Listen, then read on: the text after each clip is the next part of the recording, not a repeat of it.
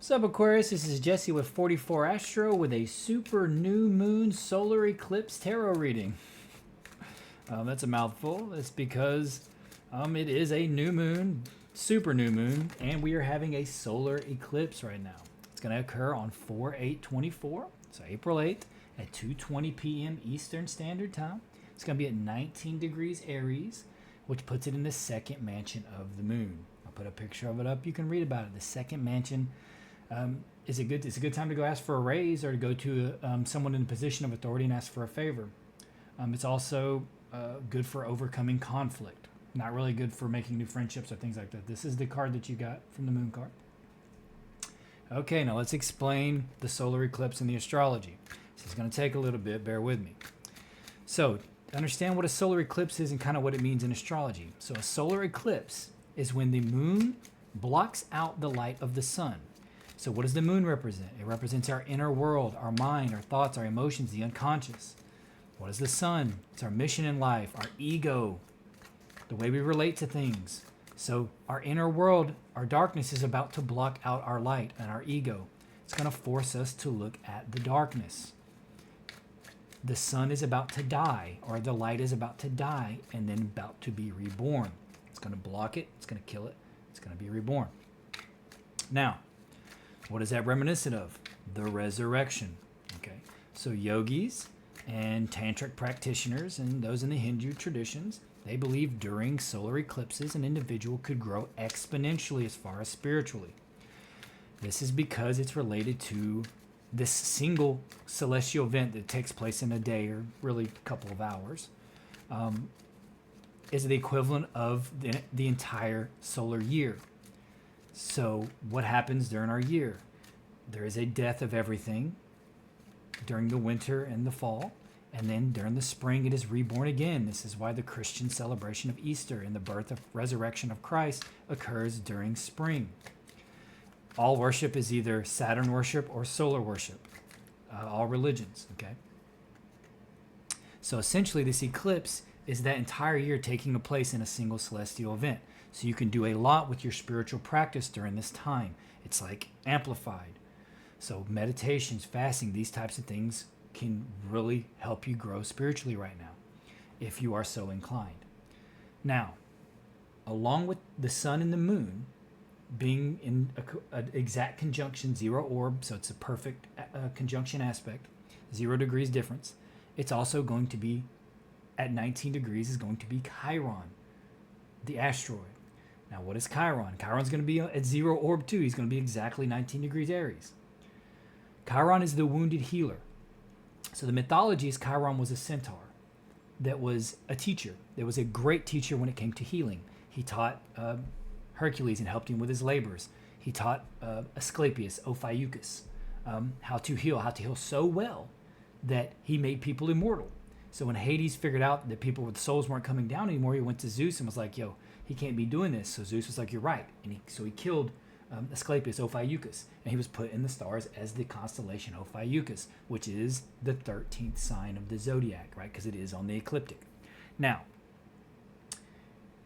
it's a man holding a snake, which represents wrestling with the material desires of life, or the lower aspects of life, the lower desires and things like this. And on the foot of on the head is the foot of Hercules, constellation-wise, and then right above it is a little eagle. It's all associated with Scorpio, but it falls in between Scorpio and Sagittarius. That spot of the zodiac, that's where all my planets are, that's why I know so much about it, is in alignment with the center of the Milky Way galaxy. It's a very occult spot. Now, what does Chiron mean? And the reason Chiron is the wounded healer is because when he was teaching Hercules, Hercules had arrows dipped in the venom of the Hydra. They were attacked by other centaurs, and when Hercules was killing them to protect Chiron, he accidentally hit Chiron with an arrow because he was a centaur too, so maybe he mistaken him. But Chiron was immortal because he was a god. He could not die, but he also could not heal from the venom of the Hydra because it was too potent. So he was sick and could not heal himself, but could heal others. So he was the wounded healer. Now, what does that represent in astrology? So on a mundane level, Chiron in a natal chart, if it's very prominent, like on the ascendant or like on the sun, or has a lot of aspects on it touching those things, like the sun, the moon, ascendant, an individual is likely to be sickly their whole life or to have ailments that they can't really heal, right? Not fatally necessarily, though you could die young, but you're likely to be sickly. Or you're going to be a hypochondriac that is so afraid of sickness or anything happening to you that you're pretty much not going to do much in life. You're just going to kind of only worry about that. But on the more sacred level, Chiron is what we call the rainbow bridge, the bridge between the mundane to the sacred. So where Chiron is in between Saturn and Uranus in the orbit. So from Saturn on in, because the orbits of Saturn and Jupiter and Mars and Venus and Mercury, all the inner planets, are fast enough to where you will see multiple versions of it in a single human lifetime. So that's why it represents the individual self. Even Saturn, who's approximately 30 years, 27 to 31 years, you will still see multiple orbits of it around the sun in an individual life if you live a full life. So there's a lot of variations because the planets move so much. A lot of nuance. So you're going to get very unique individuals because there's so much difference. So there will be individual because it moves a lot. So it represents a single person and their unique qualities. The outer planets, you will not see a full orbit around the sun in your lifetime because they take so long to orbit the sun. So they represent the collective, right? So Saturn on in is the individual mundane material aspects. Uranus on out is the collective spiritual aspects of humanity as a single whole. So individual all together as one. Our collective is more the priority. And that's why Uranus, which rules Aquarius, represents in the 11th house represents your collective social groups. But Chiron is in between there. He is the bridge between the mundane to the sacred, from the material to the spiritual. And so the solar eclipse, what it is doing is forcing us to look at our darkness. The light is blocked and we are forced to face our darkness. And this is where the channel can open. That's what enlightenment is when you're able to merge your solar aspects, your ego, which has to die, that's why it's a resurrection, with your unconscious, which is already dead because you're not aware of it. That's why it speaks in symbols and things like this. When the channel is open and you're able to merge them together and be reborn, and you merge your lunar and solar aspects. That's why when you see the alchemical symbols, there's always a sun and the moon, and many times an eye, because once you open it up, you get the sight. You can see now clearly, but you have to die in order for that to occur. And that's what it represents. That's what the Christ story is. That's what the story of Zarathustra is, Osiris, Quetzalcoatl, the miraculous birth of the Buddha, the white elephant. It's all the same story. It's what we're trying to do here as people. We have to die and be reborn. And that's what this eclipse in a single celestial event with Chiron, the rainbow bridge that connects the mundane to the sacred, the material to the spiritual. They're in a conjunction. We have the perfect opportunity to do this exact thing. This is a perfect celestial alignment for that. Also, the sun is going to be very powerful because it's exalted in Aries, where it is at. I studied the Western system, so each sign is 30 degrees, even though it's not exactly that, but that's the system I use because I find it to be the most accurate. So there's 3 decans in every single sign. Every 10 degrees is a decan, and you get 30 degrees in each sign, so you get 3. The second decan of Aries is ruled by the sun, and that's where he will be at 19 degrees in the second decan. So he's very strong right there. The moon is also a supermoon, which means it's as close as it can get to the Earth in its orbit. Elliptical orbit. On the ends, it's going to be, because it's an oval, it's going to be further out. And then on the sides, it's going to be closer in. So it's a supermoon. It's as close as it can get for this new moon. It'll be very potent, so we'll feel it more. As well as it occurring on Monday, which is the moon's day. So with all that being said, this is a very powerful celestial event.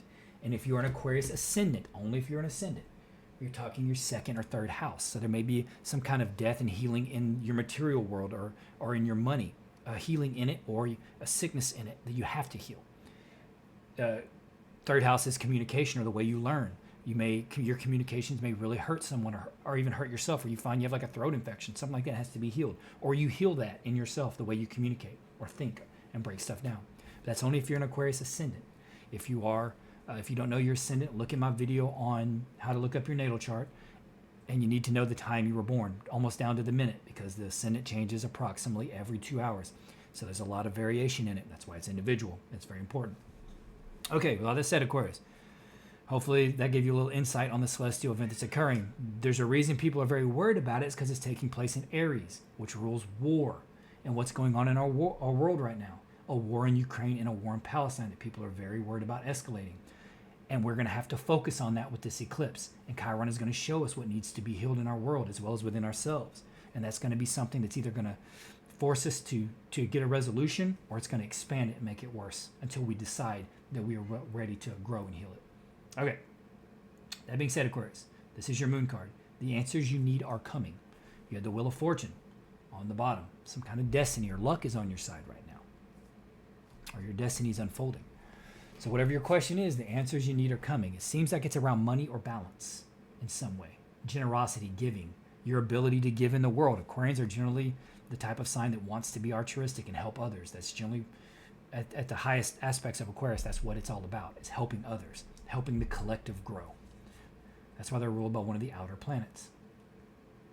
So this aspect, you're trying to, it's crossed by hard work. You're working a lot and you don't feel like you're able to either give what you want, whether that's money or time, to either your family or to like a certain situation. Maybe you feel like your work that you're doing isn't conducive to making the world better. It's just like, maybe it's just a 9 to 5 and that's how you're looking at it and you don't particularly like it.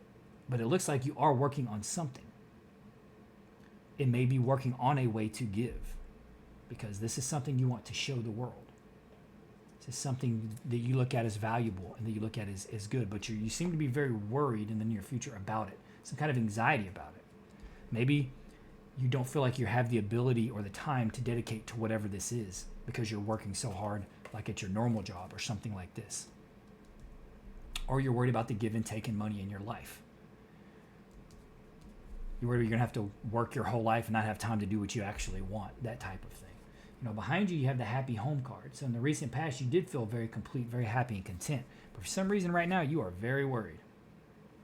But your conscious influence is whatever you're working on is going to be well received. It's something you do need to show the world, or you need to show off.